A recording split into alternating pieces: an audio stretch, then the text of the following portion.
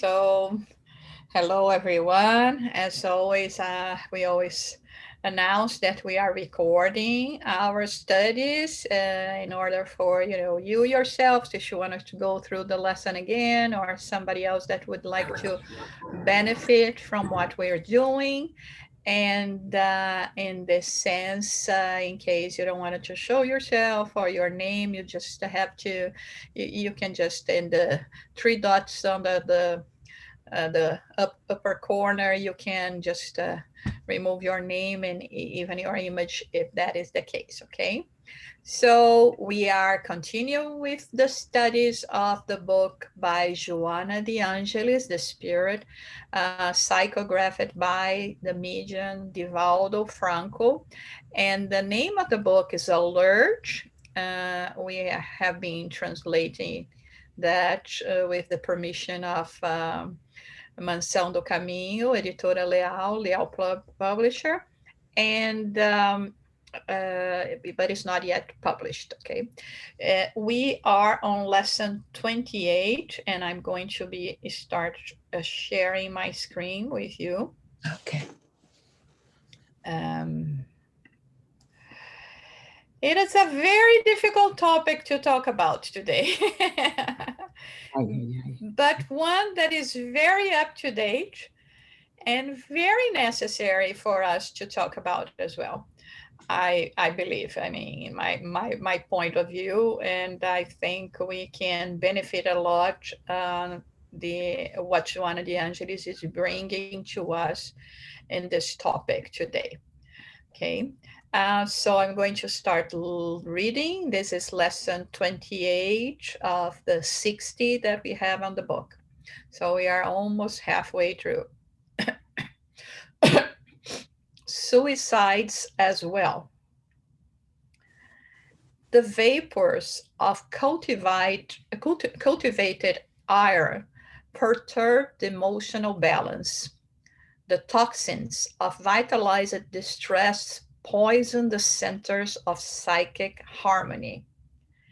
The maintained mental or physical vices interfere with metabolism. Delayed dissatisfaction disarticulates the rhythm of the organic machine. Systematic rebelliousness gives origin to complex illnesses. Indolence answers to a number of psychic disturbances. Continuous anxiety leads to alienations. Jealousy debases character and baffles life. Greed sullies discernment and perturbs the physiologic organization. Many that cultivate these and other similar dangerous diseases become ill, advancing senselessly towards suicide. Okay, so Joanna de Angelis in this chapter, she's bringing a different perspective on our common understanding about suicide. Because we understand suicide as being a way of us shorten our lives, right? We had like, a programmed an agreement before reincarnation of a certain period of time that we would be living in order to help us in our progress.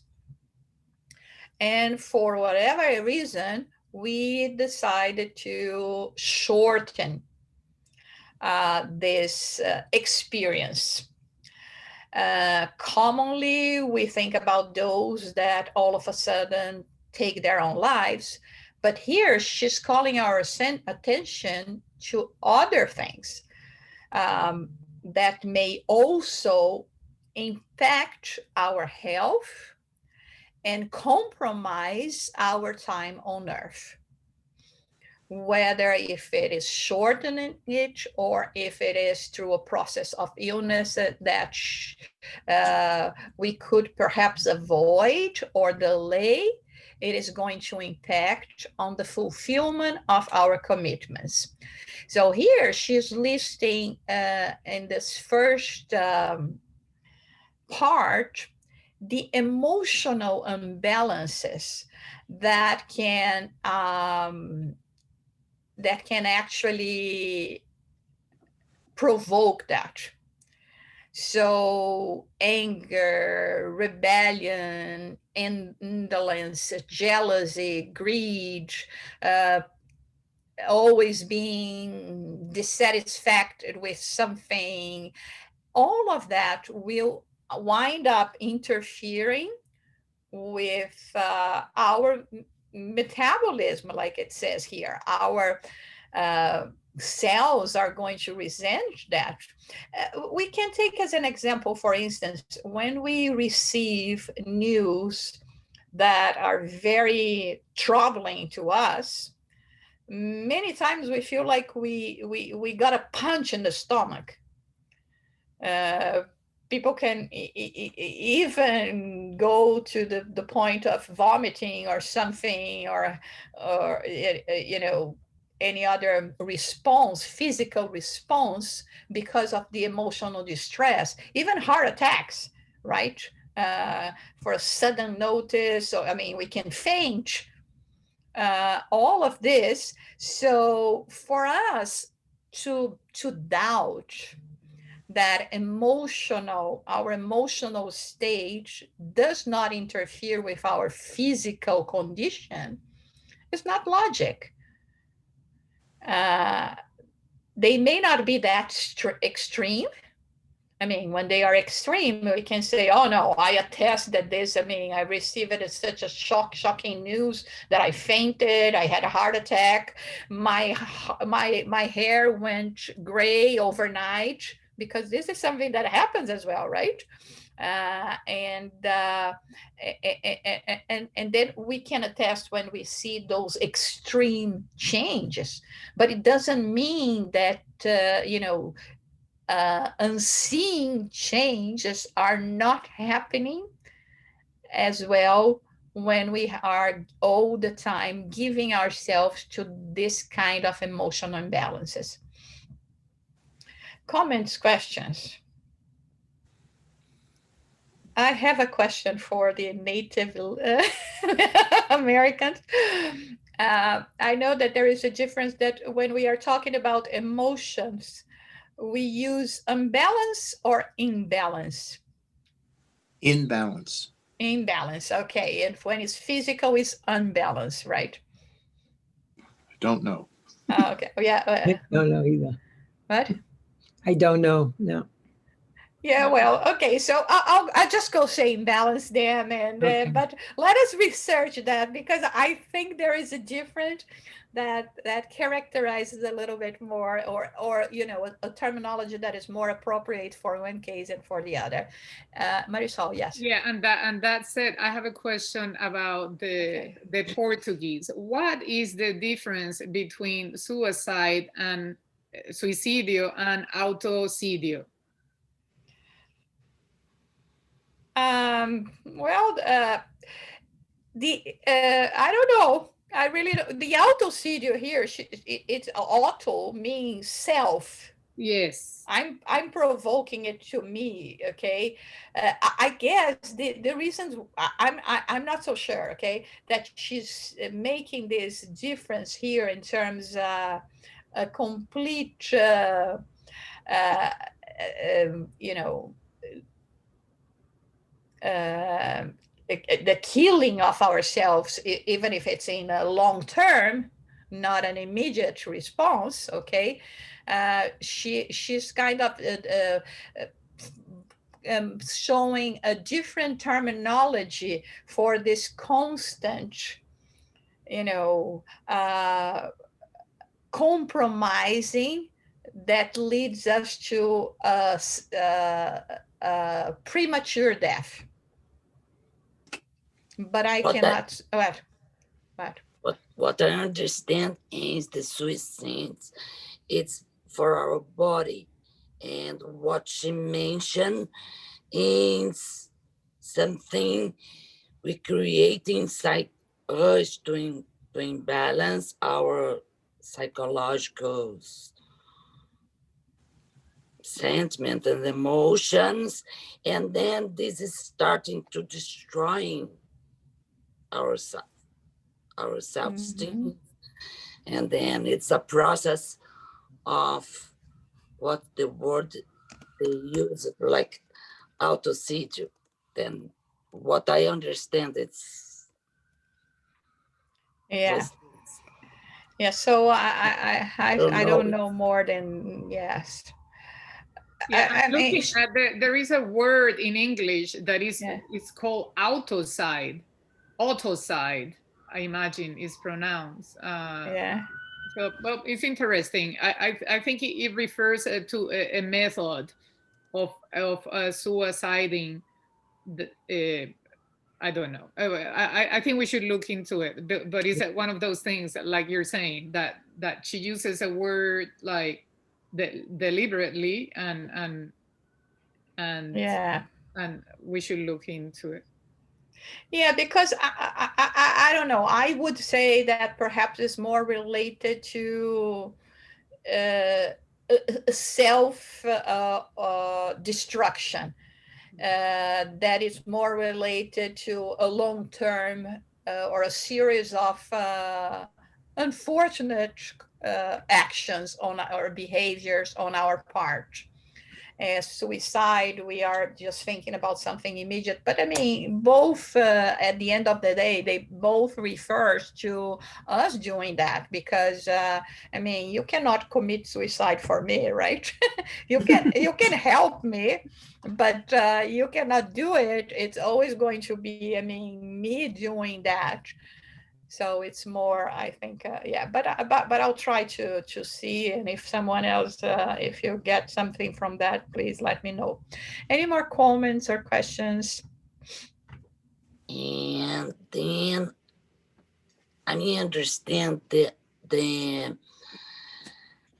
oh, wellness, psychological wellness and imbalance, then is create for ourselves, for our mind, for Mm-hmm. is what she's mentioned about. Yeah. Okay. Yeah, it's the result, this kind of imbalances is the result of our own emotions, behaviors, right, actions, and how we deal with all that, right? How we deal with life and the different responses that we have. That's why, I mean, in so many other lessons, and the Spirit Joanna de Angelis also mentioned about the need for us to take control on our thinking about our own benefit, because the more we lose control, the more serious aggravations we can have. And it's always important to point out that the reason why we are doing this study of Joanna de Angelis as well, and that we think is very important when we are talking about spiritism or spiritual values, is because she focused a lot on our inner transformation, which is part of the 5 books of the codification that we have with the gospel meaning leading us to a healthier way of living, and also the moral laws that we have on the 3rd part of the Spirit's book. Ultimately, the goal here is for us to improve ourselves. And I think in a way that Joanna de Angelis brings that very clear to us, talking about points that are of vital importance for us to be thinking about if we want to take this journey, and when we want to take this journey of self-improvement. Uh, Human beings are looking for peace, a peace of mind, happiness, balanced health. But all of this is really related to our spirit, is related to our condition. And here in this lesson, she's showing us this exactly, because she's saying, listen, you are worried about your health, you are worried about your well-being, you are worried about dying, right? But in many cases it is on your hands. You are the one that are the ones that are going to be according to what you're doing, according to how you're letting your emotions rule your life, going to be making yourself happy or not, healthy or not.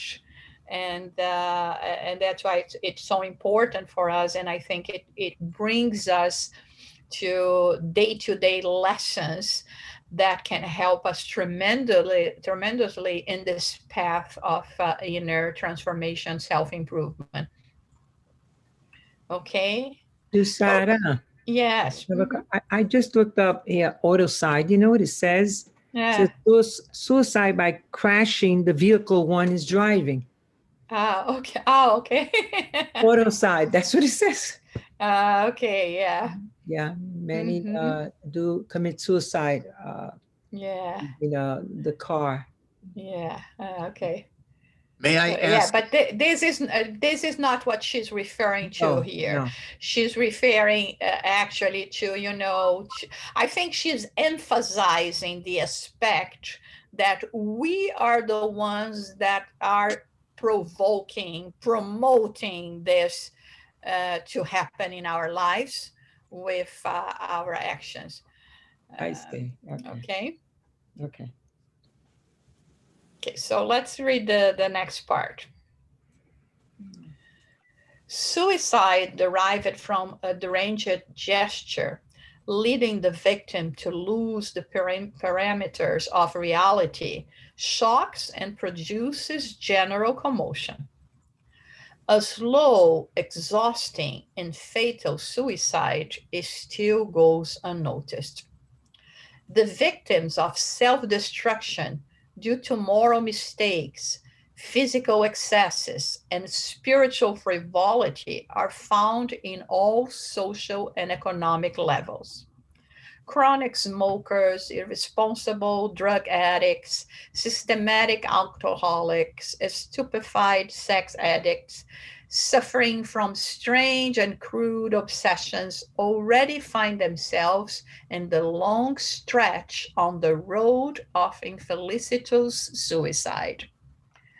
There are other ways to annul physical life, which is how innumerable defenseless victims surrender themselves. However, there is so much beauty and love inviting us to life. So here she's saying, again, we are not talking about the suicide as we know it, okay? And that is a result of many times it's a mental imbalance, because be it for mental problems or something that temporarily takes you out of control, that leads you in a gesture of of passion or a passionate gesture to take your own life, the burden, the suffering, all of that we know that may lead us to this action. Now, as she says, it shocks us, it leaves us sad, and all of this, but we are not paying attention to the common suicide, slow suicide, the self-destruction, as she's saying, that is going on. And this is like she gives some examples here, but we may say, if you deprive yourselves of a good life is a night's sleep, a good rest, or you know, the food, the way you are nourishing yourselves, all of that will impact on how we I mean, how much damage we are causing our physical body. Okay, so this is why she's saying life is so beautiful. There's so much good things for us to enjoy. You know, we can bring that to today, okay? With the COVID-19. We know it's bad. We know that it's a risk, and it's not logical. I mean, of course, there are more people that may be certain of dying if they catch the COVID-19 than others. But just the other day, there was a news that a 100-year-old woman that caught COVID and left the hospital in very good health for her 100 years something. And there are people that are 19, 25, 35 dying. So it is an act of self-destruction for us not to pay attention and not to take care of ourselves. It's as simple as that. We know that there is, you know, a contagious illness going around, be it COVID or something else. And we do not take measures to prevent ourselves not to get it.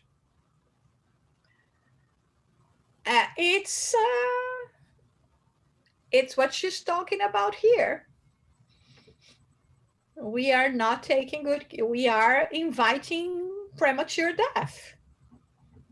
Here, of course, we are not talking about people that caught without, you know, even when they are taking precautions and etc., because we know that the virus has no logic and it's very, very difficult.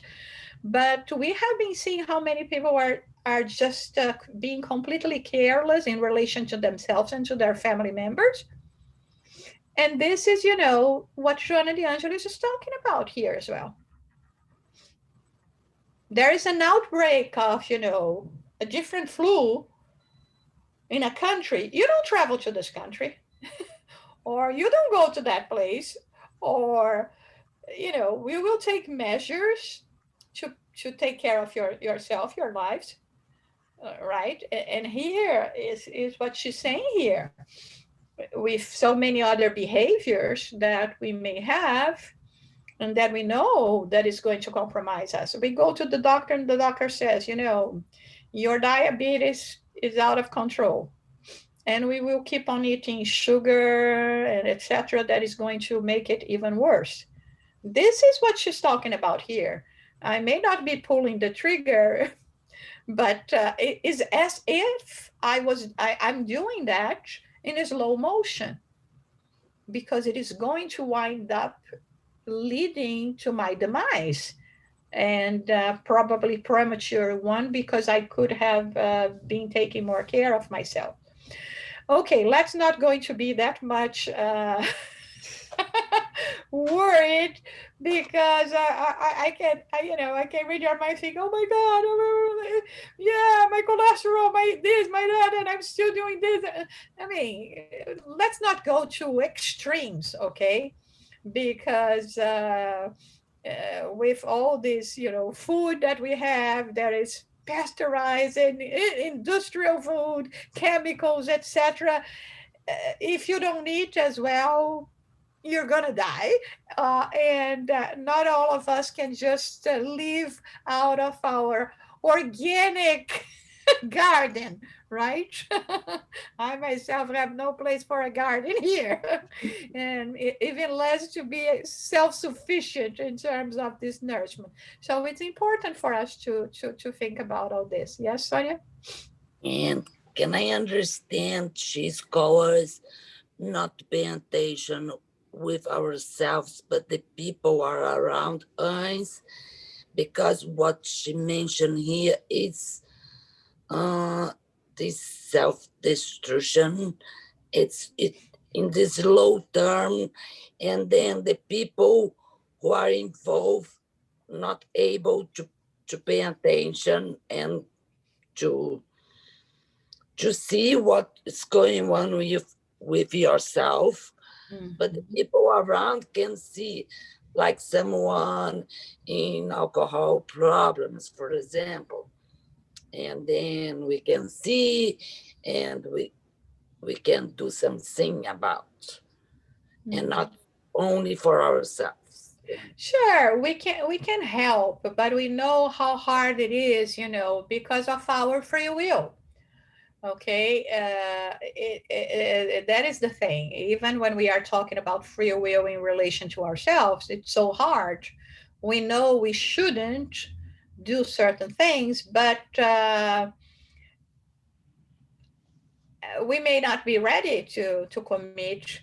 It's hard for whatever reason, and but yeah, you are absolutely right. It doesn't mean that we will not help others in their process.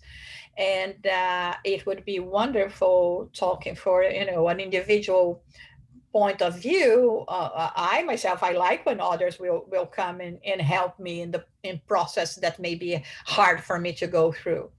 So this is absolutely valid, but ultimately it is always the result of what we are doing. And if we are surrounded by good influences, this is what we're doing here, right? I mean, we could be using this hour to something that is completely the opposite of what we are doing here, that instead of bringing us knowledge, understanding, and support for our personal growth, it would be completely the opposite, right? So we choose to have this kind of support. We choose to have this kind of understanding and being exposed to a new way of, this that we all call new, but not necessarily new, but this way of thinking, this way of expanding our understanding about ourselves, about life, about creation, etc. So that's the case. We have to decide for ourselves. Orlando make a comment here. The spirit world should have known to expect suicide when a spirit is incarnated. Yes, Orlando, and many times, and as we can read in the books, especially some of the books from, well, we have this book, Memoirs of a Suicide, and we have books from the Life in the Spiritual World by Andre Lewis, published by Phoebe, publisher as well, that talks about cases of suicide. The thing is, when we commit suicide, since God is all goodness and the idea is for us to grow and to learn, we will be having other opportunities, other lives, until as much as we need in order to reach our goal. It's like a board game. Remember, I already talked to you about a board game. I start a game, and then for whatever reason, we will not say that, I played the dice is wrong in the sense as we understand in the board game, but we played the dice is wrong in the sense of me choosing bad ways for myself. So the consequences is I have to return to the beginning of the game. And the thing is, when it will come to that point again, where I made bad choices, I may have to face the same bad choices that led me to my failure first. But this time, I should have learned from my mistakes. So from what we heard in terms of, a suicide returning to life is that, yeah, there will be times in their lives that they will be tempted to do it again, especially when they have to go through a trial that they have failed before. But it doesn't mean that this is fatality, that they fade, that they have to succumb. You know, the idea is that they would have learned by their mistakes. So there will be a propensity, yes, as in so many other things. Let's say that I was a very abusive person. We don't change overnight. I'm going to be reincarnating, having a new life, but I'm a spirit that is still have this tendency. So my mission is to try to control it as much as I can. I will probably be invited to live a kind of life that will prevent me, or that will not be enticed to my old behavior. Sometimes we say it may happen even in terms of a physical impairment. Let's say in my previous incarnation, uh, I drank myself to death, to the point of dying. So I compromised my liver. My future reincarnation, I will be reincarnated with a compromised liver that I didn't take that much care on a previous one. But in a way, it can be a blessed in disguise, because if my liver was not ill, chances are that I would start drinking and drinking again until I would provoke my death again. So you see, things are very well coordinated.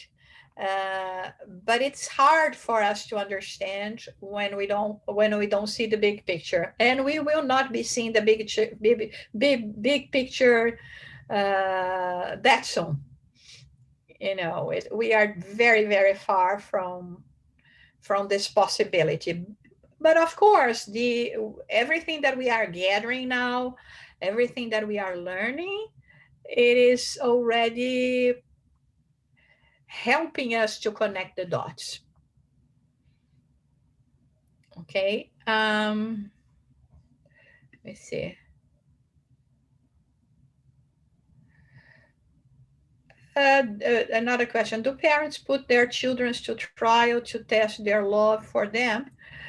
I wouldn't say that it's a matter of testing their love. It's not about testing their love. It's about helping them and preparing them to life. From a child's perspective, when a parent sends them to school, even when they do not want to go, it is a trial. It's something that they do not want to do.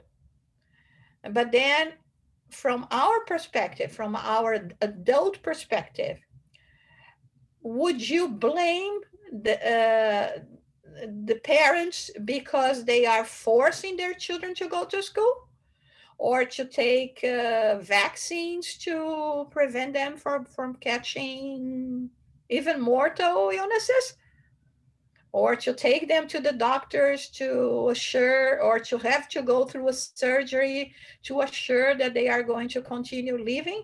I mean, we have, like, you know, the appendices,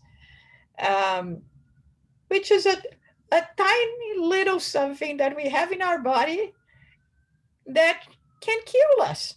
A very simple surgery, something that is very easy to be done. But as a parent, if I have a child that is presenting these symptoms and needs an appendectomy, I'm just gonna say, oh no, And the child will say, no, I don't want to go through surgery. It's really bad. Okay, my son. So let's say our goodbyes now, because it's just a matter of hours before you die. So it is not a matter of saying, I want you to do that because I want you to love me. It's the opposite. When we go through a surgery, let's say a metaphorical surgery in life, oh, the first one that we are going to be screaming at is God. Oh, come on, God. This is not fair. I don't deserve that, right? I don't like you anymore. You're not looking after me. You know, so when God has to show love towards us, is when mostly we are going to hate God. And the same thing with our parents. Same thing with our parents,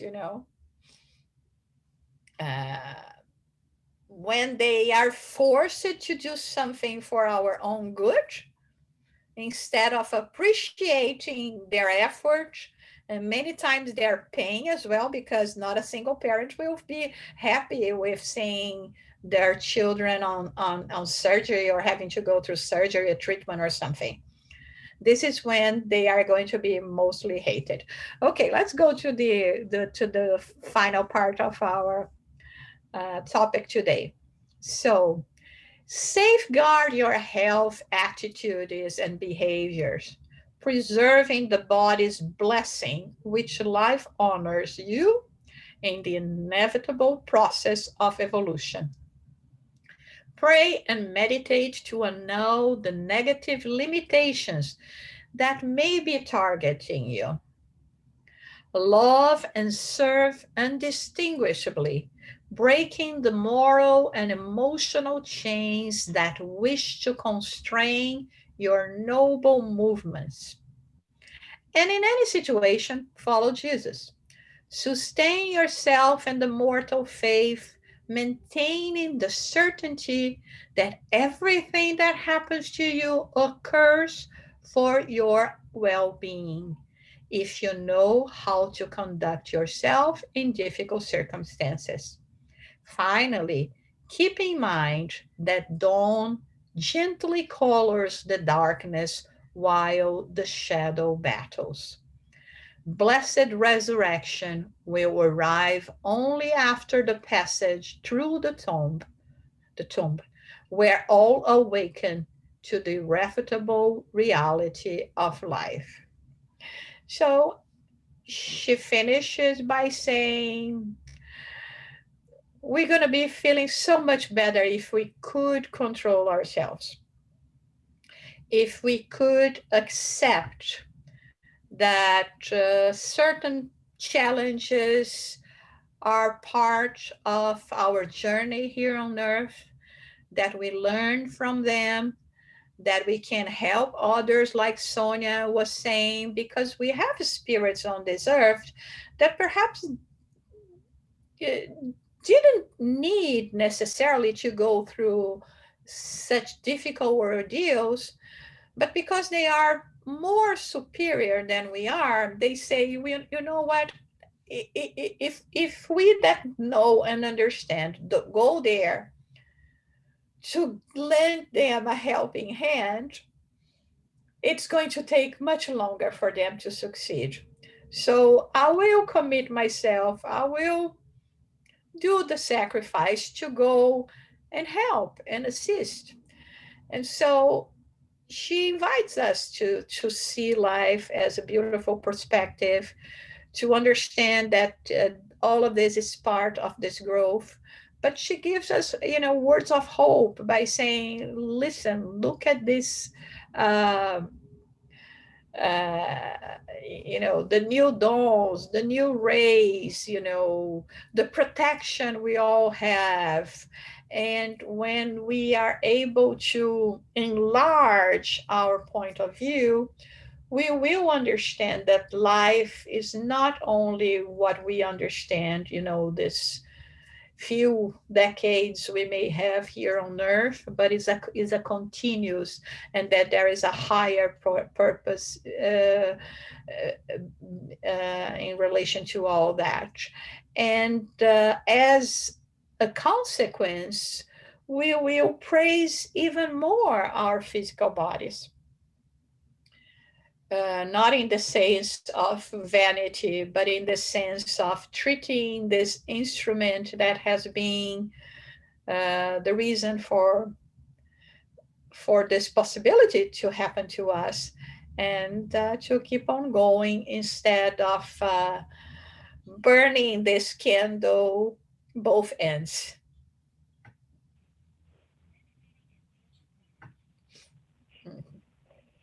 Comments, questions? It is a hard lesson, right? Yes, I have a question because she said love and serve, breaking the moral and emotional chains. Then, because we believe the moral issues, it's a good way to behave. What should you like to say Oh, here? Break here, the moral. no, yes, you're misunderstanding. When we talk about moral is generic. I can talk about lack of moral. Is what she's talking about here. Is the lack of morals, is the lack of moral guidance. So when we love, when we start, following the golden rule, right? Bringing Yes, love. Yeah, I go ahead. understand in this way, but Yeah. in this sentence, maybe we can Yeah. interpret. Yes, but that when she says breaking the moral emotional chains, here she's talking about the negative aspects of the amoral, the no moral, Yeah. Yes. But because it's the continuous of the text, I don't think maybe people will actually misunderstand here, because she was talking about moral behaviors. There are consequences of our emotional imbalances, and moral in the sense not necessarily meaning that we are with the good morals. Yeah. Okay. Yeah. But that's what fine. I understand. Just Yes. But that is good to clarify, because if there was any doubt, I mean, this is what she's talking about here.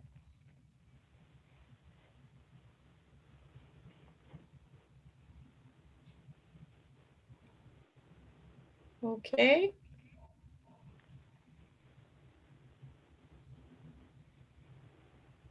All right. Thank you, then. So we have, I'm going to start. Let me see. Last week we have below limits. Okay. Let's stop sharing here and let's go to, well, thank you, everyone.